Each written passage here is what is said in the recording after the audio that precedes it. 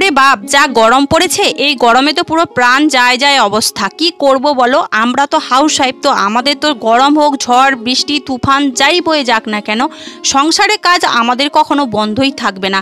রান্না করা, খাওয়া, সবার যত্ন আত্তি করা, সংসারের যত্ন নেওয়া, A to Z সবটুকু আমাদের টাইম টু টাইম করতে হবে। তো সেই জন্য আর দেরি কেন, কোমর বেঁধে লেগে পড়েছি সংসারের কাজে। আর এদিকে দেখো বাইরে পড়ছে টিপ টিপ করে বৃষ্টি। হ্যাঁ, বর্ষাকাল তো চলেই এলো, আর বর্ষাকাল মানেই তো সারা দিন ঝিরঝির করে বৃষ্টি হতেই থাকবে, আর আমাদের বাজবে কাজের 12টা। তো যাই হোক, এদিকে দেখো স্নান ধান করে নিয়েছি, আর থালা বাসনগুলো মাজা ছিল সেগুলো ঘরের মধ্যে রেখে দিয়ে এখন এই যে চলে এসেছি ফুল তুলতে, কারণ পুজোটা তো দিতেই হবে, ঝড় বৃষ্টি যাই হোক। তো বৃষ্টিতে ভিজে ভিজে দেখো এখন টিপ টিপ করে বৃষ্টি পড়ছে, ফুল তুলে পুজো দিলাম। পুজো দেওয়ার পরে দেখো কি কাঠফাটা রোদ্দুর বেরিয়েছে। এই বৃষ্টি তো এই রোদ্দুর, এরকম একটা ওয়েদারে না সত্যি বলছি বাচ্চা থেকে বয়স্ক সবারই কিন্তু শরীর খারাপ হচ্ছে। আমার মামাম সোনা তো রীতিমতো সর্দি বেরিয়ে যাচ্ছে নাক দিয়ে। তো ওদিকে জামা কাপড়গুলো সার্ফ জলে দিলাম, আর এদিকে দেখো রেশন কার্ড নিয়ে চলে এসেছি, কারণ আজ আমাদের এখানে রেশন দেবে, তো সেই জন্যই 6টা কার্ড হিসেব করে নিলাম। আর এদিকে দেখো ট্রাঙ্কের ওপরটা এতটা এলোমেলো হয়ে রয়েছে, নিজেকে নিজে আর দেখে সহ্য করতে পারছি না। সেই জন্য ভাবলাম চলো, হাজারো কাজের মধ্যে নিজের সংসারের জিনিসপত্র পরিপাটি করে রাখাই হচ্ছে একটা হাউস ওয়াইফের দায়িত্ব এবং কর্তব্যের মধ্যে পড়ে।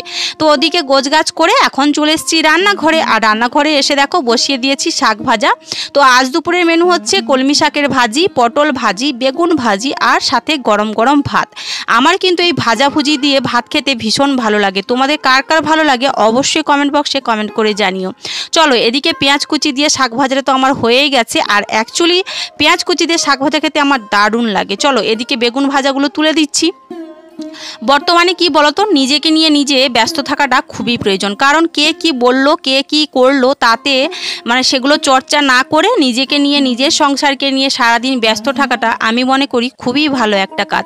কারণ পরচর্চা, পরনিন্দা করাটা আমি খুব বেশি একটা পছন্দ করি না, কিন্তু কোথাও গেলে মানুষের মুখ তো আর বন্ধ করে রাখা যায় না। এ এক কথা বলে তো সে আর এক কথা বলে, কি আর করব বলো, কথা বললে কান থাকলে শুনতে তো হবে, কিন্তু ওই সব পরচর্চা, পরনিন্দা করাটা আমার খুব একটা ভালো লাগে না। সেই জন্য দেখতেই পাও তোমরা আমার ব্লগে আমি সারাদিন কোথাও যাই না, সারাদিন টুকিটাকি আমার সংসারে যা কাজবাজ থাকে সেগুলো আমার হাজার কষ্ট থাকলেও আমি সেগুলো একা হাতেই সামলাই। যাই হোক, এখন সন্ধেবেলা চলে এসেছি রান্নাঘরে, আর এদিকে দেখো কত রকমের পদ রান্না হচ্ছে। মেয়ে আর মেয়ের পাপার জন্য হবে ভেন্ডি ভাজা, আর হবে মাছের ঝাল, আর আমার হবে ঢ্যাঁড়স ভাতে মানে সেদ্ধ ভাত। চলো রান্না বান্না করে নিয়ে মেয়েকে পড়তে বসাবো, তারপরেই কিন্তু আবার রাতে খাওয়া দাওয়া রয়েছে। এদিকে দেখো ঢ্যাঁড়সগুলো ভাতের মধ্যে সেদ্ধ দিয়ে দিলাম। ভিডিওটা ভালো লাগলে লাইক কমেন্ট শেয়ার করে চ্যানেলটা সাবস্ক্রাইব করে আমাদের পাশে থেকো।